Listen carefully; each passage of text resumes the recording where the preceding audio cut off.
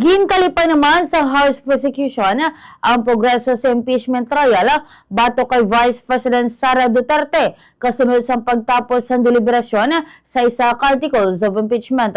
Sino kay House Prosecution Representative Jorbel Ruestro, tatlo pa ka mga articles sa natalalang istoryahan, lakip ng issues ng confidential funds, gani naghahanda sila para sa palabuton ng mga hearing. Ginpayag man Ruestro nagapabilin nga malaumon ang prosecution sa ilang kaso. Ginatagan pagtamudman nga ang testimonya ginahatag ni National Bureau of Investigation Senior Agent John Mark Malilong, NBI Regional Director Attorney Jeremy Lotoka, kag NBI Director Milvin Matibag, nangin komprehensebo kag makawiwilya. Dugang pa niya nga mga testigo nga ini, madako man nga papel sa pagpabakod sa mga ebidensya nga ginpresentar sa prosecution sa impeachment court. Yari pa matianta nangin kabahin sa payag ni House Lead Prosecutor Gilbert Luestro.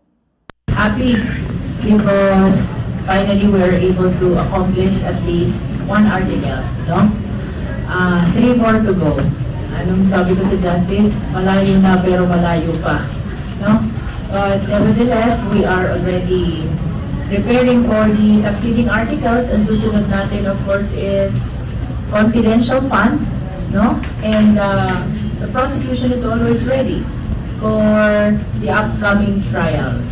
We are positive because in this article, naging napakaganda at kompleto ng testimonya ng ating mga testigo. We had only 3 witnesses, and I must say that all of them are powerful witnesses.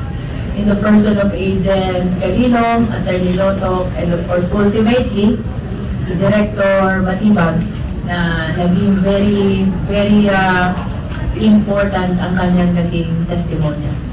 Without discussing the details, of course, dwelling on the merits. Thank you.